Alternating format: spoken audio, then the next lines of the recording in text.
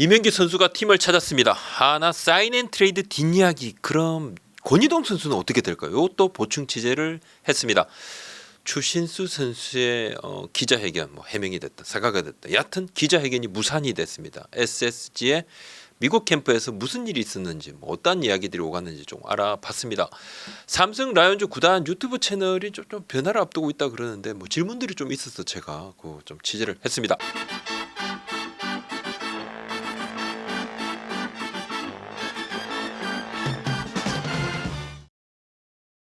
FA 미계약자죠. 이명기 선수가 드디어 팀을 찾았습니다.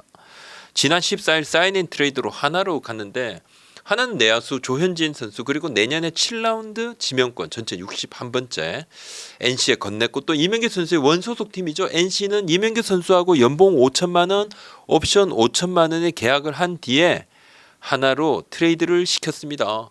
이명기 선수와 함께 포수 이재용 선수가 하나로 갔습니다. 지난달 말부터 협상이 이어졌고 무려 2주가 걸렸습니다. 2주가. 하나는 이미 이명기 선수를 두고 고민을 했지만 영입 가능성이 점차 줄어드는 상황이었는데 2년차 포수 유망주가 있습니다.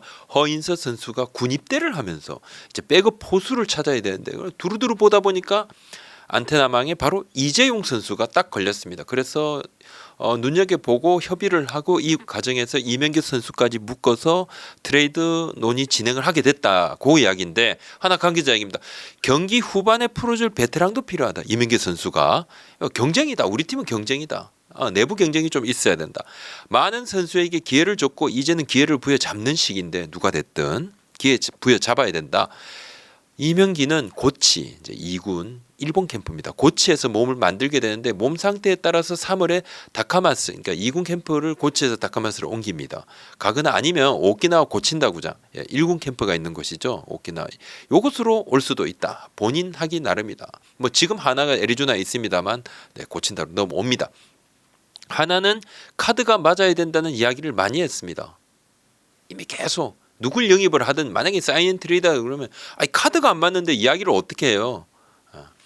그러니까 조현진 선수가 가능성이 창창합니다. NC도 그 부분을 봤기 때문에 조현진 근데 조현진 선수가 가능성이 창창하지만 그래도 이민기 선수의 몸값 굉장히 적죠. 보장액은 5천만 원. 그 다음에 또 7라운드 지명권을 감안을 하면 처음에 이야기가 오갈 때보다는 조건이 조금 내려갔고 하나가 움직일 수 있었던 이유이기도 합니다. 카드가 맞고 출혈이 적다면 어떻게든 주전급 선수는 많이 확보를 하면 좋습니다. 타 팀도 그렇지만 하나는 더 그렇다. 뎁스가 약한 하나는 더 그렇고 하나는 올해 어떻게든 더 많이 이겨야 되는 해입니다. 실제로 하나 내부적으로 수베로 감독의 극단적인 수비 시프트에 대해서도 반대 의견이 꽤 있었습니다.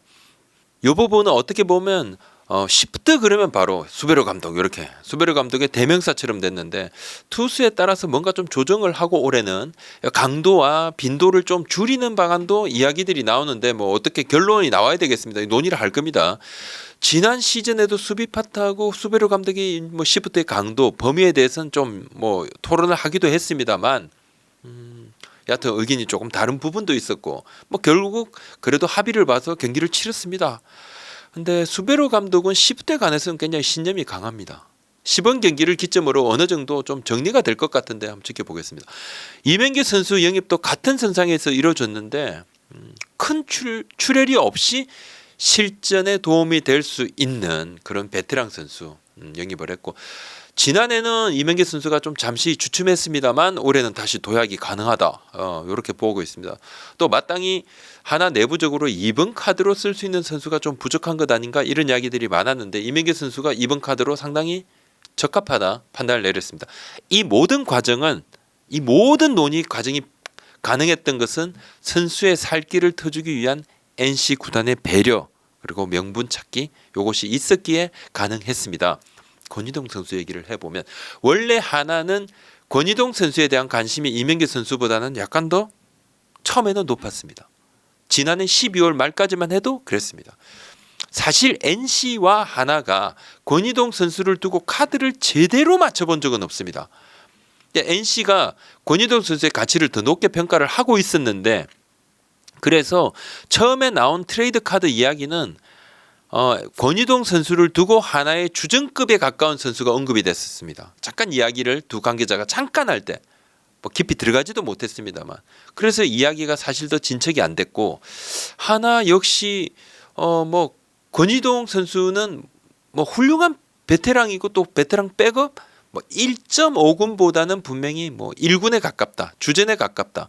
그렇지만 붙박이 1군으로 보기는 어렵죠. 그래서 한 1.2군 정도로 권희동 선수를 생각을 했는데 그래도 주전급 선수를 내주고는 영입이 어렵다고 봤습니다. 하나의 주전급 선수들은 좀 조금 젊은 경우가 더 많으니까. 또 권희동 선수까지 오면 외야가 지금 너무 많다. 그런 이야기를 오늘 하더군요.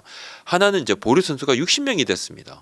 조금 꽉 찼다고 보고 추후 트레이드 같은 경우도 좀 고민을 하고 그다음에 또 군 제대 선수 등록에도 문제가 생길 여지도 있고 그래서 야수 뎁스가 가장 약한 하나지만 하나의 추가 영입 가능성 권희동 선수 추가 영입 가능성은 현재로서는 좀 낮아 보입니다. 낮아 보이고 한 구단 관계자에게입니다. 뭐 어떤 한 구단 관계자에게는 권희동이 가장 필요한 팀은 어찌 보면 NC 같은데 한스캔이 있지만 얼마 전까지 2군 선수였고 김성욱 또 상무 다녀온 뒤 1군 공백이 좀 있고 여차하면 쓸 수 있는 베테랑 카드는 언제든지 필요하고 그래서 권희동의 잔류 가능성에 주목하는 이들도 적지 않은데요. 이런 이야기를 하더군요. 추신수 선수 얘기입니다. 지난달 말 추신수 선수의 한국사의 용서가 어려운 이유 그다음에 WBC 대표팀 구성이 좀 아쉽다. 안우진 선수 관련해서도 뭔가 좀 기회를 줘야 되는데 그다음에 자신의 국가대표 출전 관련해서도 나가려고 했는데 여의치 않았다. 이런 해명 발언들 큰 반향이 있었죠. 대체적으로 이 뭐 발언이 좀 적절치 못했다는 의견이 더 많았습니다. 아예 그냥 할 말 했어 이런 의견도 있었어요. 근데 워낙 다양한 주제로 추신수 선수가 발언을 좀 많이 쏟아내서 관련 기사가 뭐 수백 건, 뭐 다 합치면 이제 어부징 기사 있죠. 막 그러니까 컨트롤 C, 컨트롤 V 이렇게 막 쓰는 그런 기사들까지 합치면 뭐 수백 건 이상 나왔는데 이번에 SSG의 미국 플로리다 스프링 캠프에 담당 기자들이 취재를 많이 갔습니다. 우리 나유리 기자도 갔다 내일 좀 도착을 할 건데 정현진 구단주도 캠프를 방문해서 좀 화제가 됐죠. 랍스터 엄청 쌌다. 네. 이번 캠프에서 추신수 선수의 해명 기자회견, 뭐 해명이 됐든 사과가 됐든 뭐 하여튼 기자회견, 뭐 사과라고 단정짓기는 어렵고 하여튼 기자회견 가능성이 사실 좀 높았습니다. 구단에서도 약간 준비를 했던 것이 사실이고 뭐 그렇다 추신수 선수 무조건 하겠습니다 이렇게 확답은 안 했지만 뭐 그런 분위기를 좀 묘하게 어떻게든 좀 자리를 마련하려고 그리고 기자들도 그런 예상을 하고 갔죠. 근데 막상 현장에서 뭐 기자회견이 열리기도 전에 기자회견 연다 기사가 먼저 딱 터졌어요. 이게 뭔가 일이 좀 꼬였습니다 그때. 그래서 뭐 기자들 사이에서 난리가 났나 봐요. 좀 그런 이야기가 좀 있었고 뭐 민감하니까 기자들이 생각보다 근데 이제 온라인 커뮤니티 반향이 엄청 큽니다. 추신수 선수도 뭐 주변에서 다양한 의견들이 나오고 뭐 이야기가 너무 많으니까 선수가 좀 혼란스러워했다는 그런 후문이 조금 들렸는데 정확하게 혼란스러워했는지 아닌지는 제가 보지 못했으면 들리는 이야기로는 혼란스러워했다 그러는데 선수도 지난달 발언의 반향이 이 정도일 줄은 몰랐다. 그렇게 당황하고 있는 그런 상황은 그건 분명히 맞는 것 같아요. 여러 사람이 똑같은 이야기를 하고 있는데 결국은 캠프지 출장 같은 기자들이 그냥 기자회견 없이 뭐 다른 기사를 썼죠. 물론 다른 기사를 쓸 게 많았으니까 오늘 내일 뭐 다 돌아왔습니다. 뭐 돌아온 기자들도 있고 기자회견 하지 않았고 구단 관계자도 조금 난감한 상황인데 추신수 선수가 본인의 뭐 생각을 밝힌 거죠. 그 발언은 본인 생각 밝힌 겁니다. 본인의 발언으로 뭐 다른 이들이 본의 아니게 피해를 본 부분 뭐 그런 부분에 대해서는 사과의 의미를 뭐 좀 죄송하다 그렇게 발언을 할 수 있겠지만 발언 자체에 대해서는 글쎄요. 사람들이 생각이 많이 달라요. 뭐 박찬호 선수 같은 경우도 뭐 개인의 생각 아닌가 이렇게 이야기를 하기도 하던데 뭐 할 수 있다는 이야기를 했다는 분들도 물론 있습니다. 제 생각은 저는 개인적으로 추신수 선수의 발언은 적절한 발언이 아니었다. 적절치 않았다.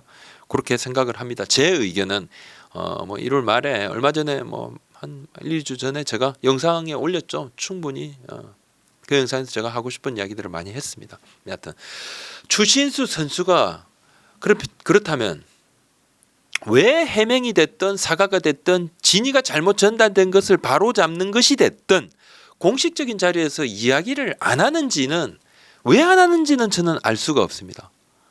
본인 정확하게 그 부분에서 함구하고 있으니까 주변 사람들도 이런저런 이야기를 하는데 진짜 뭐 본인 생각이 아니니까 또 추신수 선수가 좀 어렵게 생각을 하죠, 주변 사람들도. 그러니까 뭐 딱히 와 이게 정확하게 자기 생각이다 요렇게만 이야기하고 살짝 들은 것 이런 부분도 있지만 확실하지 않다는 식으로도 좀 돌려 이야기하고, 또 뭐 추신수 선수가 나중에 내 뜻이 곡해됐다 이렇게 이야기도 할 수 있으니까 말들을 좀 아끼는 부분인데, 제가 여러 사람들을 좀 취재를 했습니다. 하지만 크게 두 가지는 상식적인 선에서 좀 유추가 되더라고요. 요건 뭐 상식적인 선에서, 그리고 많은 사람들이 아마 요 부분은 뭐 사실은 어느 정도 그림이 맞다 이야기를 합니다. 첫 번째는 지금 뭐 발언이 나오고 꽤 시간이 흘렀죠. 뒤늦게 해명해봐야 뭐 좋을 게 없다. 또 비난만 더 나올 거다. 욕만 더 먹는다. 뭐 실제로 기자회견 이야기가 나오니까 막 수많은 매체에서 인터뷰 요청이 쏟아지고, 방송도 아이 우리 영상이 필요해 막 난리가 났나 봐요. 그러니까 막 오이 생각보다 이거 반향이 진짜 크겠구나. 오히려 이거 좀 잠잠해지는데 더 커지겠구나. 이런 생각을 할 수도 있었고, 두 번째는 이거 뭐 본인 생각이니까 본인이 딱히 잘못이라고 콕 집을 만한, 그러니까 이것은 어떤 특별한 잘못이 아니거든요. 뭐 김세인 선수 같은 경우는 뒤에서 뭐 코치 막 흠담면 이건 누가 봐도 본인이 눈물 뚝뚝 흘리면서 죄송하다고 딱 이야기를 바로 하는 거죠. 이건 뭐 명확한데, 이거는 딱히 잘못이라고 콕 집을 만한 일이다? 아니라고 하는 사람들도 있어요. 뭐 본인 생각 이야기했는데, 우리 이제 채널에 그때 수만 명, 한 4만 명 넘었을 겁니다. 뭐 제가 설문도 했는데 7대 3입니다. 정확하게 7대 3이 나왔어요. 7 적절치 못했다. 3 선배로서 할 말했다. 예. 사과에 대해서 제가 좀 생각을 좀 개인적으로 해봤습니다. 사과를 왜 할까? 사과를 또 왜 사과를 받으려고 하고 사과를 왜 할까? 곰곰이 생각을 해보면 상대에 대한 미안한 마음이 이제 첫 번째인 거죠. 아니 해놓고 니까 미안한 거야. 그 다음은 또 뭐냐? 차분하게 이제 나를 이렇게 조금 그 일을 되돌아 보면 후회가 되는 부분이 보여요. 그게 보이거든요. 그래서 사과를 하죠. 사과는 내가 다시 반복하지 않을 거다 하는 내 나름의 다짐이기도 하고, 뭐 이건 제 생각인데, 저는 이제 계속 저도 한 2, 3일 계속 고민을 하면서 이 생각을 해봤는데 그런 생각이 좀 들더라고요. 다만 현 시점에서 추신수 선수에게 주위에서 뭐 사과해라 해명해라, 저는 압박하는 것은 제 개인적으로 좀 아니라고 봅니다. 사과는 그냥 본인 스스로 하는 거죠. 승인이 아닐 때는, 조금 어린 사람들일 경우에는 훈계 차원에서, 또 성인들이 또 뭐 부모님이 됐던 선배들이 됐던 선생님이 됐던 이렇게 또 제의도 하고 훈계 차원에서 좀 이야기할 수 있지만, 베테랑 성인이고 프로야구 선수, 그것도 먼저 메이저리그 대스타였던 뭐 추신수 선수, 뭐 그건 아니라고 봅니다. 스스로 나서서 그냥 스스로 하는 것이 아니면 사실 그 사과도 큰 의미도 없고, 제 생각은 그렇습니다. 그냥 이대로 흘러가는 거죠. 잔잔. 물론 뭐 욕하실 분들은 욕하시고, 또 아이 그게 뭐 큰 일이라고 이 난리까지 치나 하는 분들은 뭐 그렇게 하고, 저는 나름대로 이 부분은 제가 기자회견 가능성이 높다고 이순철 위원하고 이야기하면서 제가 이야기를 했던 부분이 있기 때문에, 이게 안 됐기 때문에 좀 팔로업 차원에서 저 말씀을 좀 드려야 되겠다 생각을 해서 말씀을 좀 올렸습니다. 자, 삼성 유튜브 관련인데, 지난주에 금요일에 제가 라이브 채팅을 했습니다. 처음으로 라이브 채팅 하겠습니다 했는데, 자, 20분 채팅에 동시 접속자 2,500, 너무 많은 분이 오셔가지고 이 막 채팅 쫙 올라가니까 정신이 하나도 없는 거예요. 타이핑. 네, 감사합니다. 그 채팅에서 몇몇 삼성 팬들께서 삼성 라이온즈 구단 유튜브 채널이 좀 아쉽다. 너 아쉬워요. 뭐 어떤 분은 장문의 메일을 제게 보내주셨습니다. 야구부장님 이거 아셔야 된다. 그러면서 이제 유튜브에 뭐 선수 이름 오류라든지 자막 오류 캡처본 이런 등등을 다 모아가지고 좀 주셨던데, 삼성 구단 유튜브가 이제 업체가 두 군데가 커버를 하는데, 수도권 커버는 전문 업체가 하나 있고, 또 대구 홈을 커버하는 또 지역의 업체가 있습니다. 구단에서 최근에 유튜브 강화를 위해서 업체를 좀 새로 뭐 이렇게 좀 하려고 경쟁 입찰을 했는데, 근데 경쟁 입찰을 붙였어요. 근데 팬들의 불만 때문만은 아니라고 이야기를 합니다. 지난해 말부터 논의가 됐던 사안이고 예정됐던 건데, 13일 입찰 PT를 했는데 두 개 업체가 입찰을 들어왔는데 대구 쪽을 커버하던 기존 업체가 참여를 안 했습니다. 그래서 뭐 어떻게 여하튼 뭐 커버하는 업체가 바뀝니다. 이제 대규모 교체가 확정적이고, 스프링 캠프 영상을 커버를 지금 하고 있던 오키나와 온나손에 대구 쪽 업체 인력도 5일 이제 철수하는 것을 제가 확인을 했고 이제 업체들이 바통 터치를 한다 그러는데 구단 관계자 얘기입니다. 구단 차원에서 유튜브 채널에 참 공을 들이고 있는데 팬들의 불편함에 대해서는 죄송하다 이야기를 했고 굉장히 좀 뭐 당황을 많이 하더라고요. 또 팬들의 피드백도 잘 받았고 더 노력하겠습니다 이야기를 하더라고요. 뭐 조금 더 보면 이제 구단들마다 이제 유튜브 채널이 굉장히 또 중요한 소통 창구가 됐습니다. 실제로 또 이 부분으로 수익까지도 나기도 합니다. 예. 두산 같은 경우는 뭐 이승엽 감독이 오고 난 다음에 뭐 조회수가 대폭발을 해가지고 엄청 수익이. 스프링 캠프는 구단 유튜브 채널에 역량을 보여주는 전쟁터다. 이런 생각도 들어요. 각 구단이 연습 경기 중계를 유튜브를 통해서 하는데 단장들이 해설을 하기도 하고 선수들이 즉석 해설위원이 되기도 하고 막 났습니다. 겨우는 이제 우리 팬들 야구 목마름이 크지 않습니까? 카메라가 한두 대도 아니고 옛날에는 그냥 홈플레이트 뒤에다가 이렇게 카메라 두고 그냥 그대로 찍어요. 고정해가지고 막 그거라도 우리 팬들께서 정말 와 재밌다 이거라도 좀 보고 싶다 문자 준 게 아니고 영상 주는 것만 해도 어디냐 했는데 지금 아닙니다. 카메라가 막 4대 이상 설치하고 이것은 중계인가 뭐 이 정도까지 와 이 장난 아니다.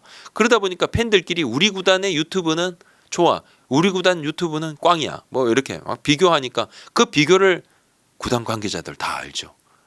그렇습니다. 자 10개 구단 공식 유튜브 채널 구독자 수 한번 보시겠습니다. 보시면요. 두산이 베스트TV가 17만 8천 명 제일 많고 그다음에 LG가 17만 6천 명 하나 이글스TV 14만 2천 명 그리고 롯데자이언츠TV가 14만 2천 명 삼성이 13만 5천 명 기아TV가 13만 명 그리고 SSG랜더스가 11만 3천 명 그리고 KT 위즈TV가 7만 3,900명 키움히어로즈가 7만 2,500명 그리고 NC 다이언스가 5만 6,900명입니다. 지금 뭐 각 구단들도 굉장히 유튜브 채널 구독자 수를 늘리려고 하고 있습니다. 야구부장 채널 역시 좀 구독 좀 해주십시오. 조회수 대비 구독자 수가 너무 적다는 그런 구독 좋아요 알림 설정 도와주십시오. 고맙습니다.